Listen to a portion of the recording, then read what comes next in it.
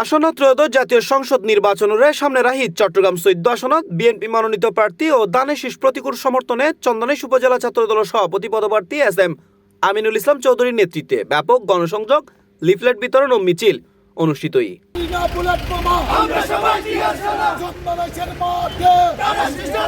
ফেব্রুয়ারি ৬ তারিখ শুক্রবার বিকেলে চন্দনেশ উপজেলার বিভিন্ন গুরুত্বপূর্ণ স্থানত এই প্রচার প্রচারণা অনুষ্ঠিত হয়। গণসংযোগ চন্দনেশ্বর বিভিন্ন এলাকা প্রদক্ষিণ শেষে গাছবাড়িয়া সরকারি কলেজ ও খানহাট এলাহাত পুরাতন কলেজ গেটে অবস্থিত দানের শিশুর প্রধান নির্বাচনী কার্যালয়ের সামনে এরে শেষ হয়।